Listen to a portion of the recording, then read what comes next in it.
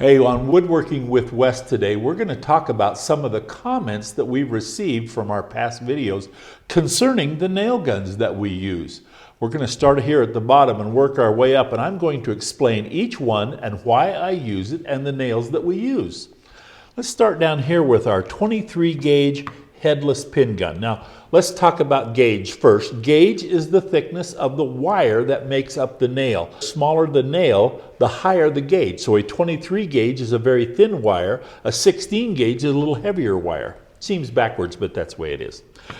Our 23 gauge headless pin gun I use when I'm doing very delicate work where I don't want to have a nail hole show, or where I can putty and fill the nail hole very easily. So very tiny little delicate nails that I use and for delicate work. The second gun we have here is a small crown stapler 18 gauge.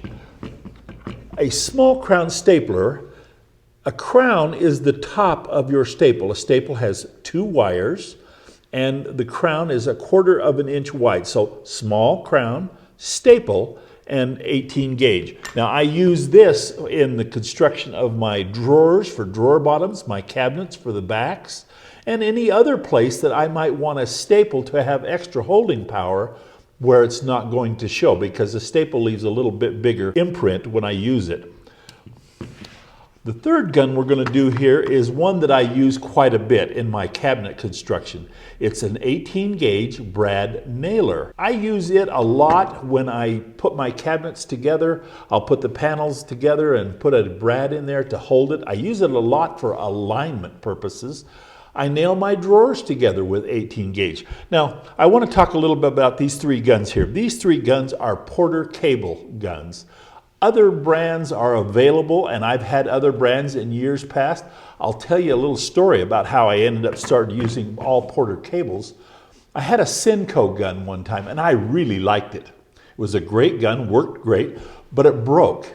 And I went to my repairman, and I took my gun, and I said, okay, this is what I want to have done. And he goes, you know, the cost of the repair is more than what you can buy these new Porter cable guns for. And so I started buying Porter cable just because of the fact that the cost of repairing some of the other guns, or at least my old gun, was more expensive than just buying a new one. And I've had to replace these a couple of times.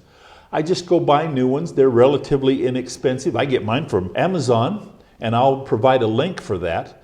But they allow me to have an opportunity to do my work at a less expensive output. Our third gun here is the one where we've had, our fourth gun, excuse me, is the one where we've had the most questions. This is a wide crown staple. Okay, let's go back to the crown. Here's the crown on our staple. A 7/16 wide crown staple on this gun. 1 3/4 length is what I use most of the time on my construction. This gun is an old gun I bought years and years and years ago at a pawn shop. It doesn't even have a name on it. I don't even know what kind of gun it is. It just works. But I went on Amazon and I looked, and they do make brand new 18 gauge, or excuse me, this is a 16 gauge. Did I say 18 gauge? 16 gauge. They make 16 gauge wide crown staple guns. Bostitch, Senko, Makita, all good brands to choose from. I'm a Makita guy, so I'd probably buy the Makita one. But anyway, they're all good guns. And a 16 gauge wide crown staple is what I do to really hold my cabinets together. I line up my panels with my 18 gauge brad gun, get it all set in place, and then I do my securing staples with my large crown staple. And that really holds it together. In fact, it holds it together so good, I often don't use, and very often don't use, any glue. The staple itself, this yellow color, is actually a heat-activated glue. As the nail goes in and nails your cabinet together, it actually glues the staple in. It's pretty tricky.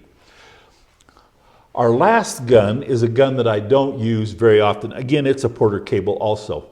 It is a 16 gauge finish nail gun that I use if I'm ever doing any finish and trim in a house. It shoots a 2.5 and 3 inch nail. that goes through your wood, through your sheetrock and into the 2x4 and makes a quality application or installation of your finish and trim in a home. I don't do a lot of finish and trim, but if I ever do, this is the gun that I use, and that's why I have it.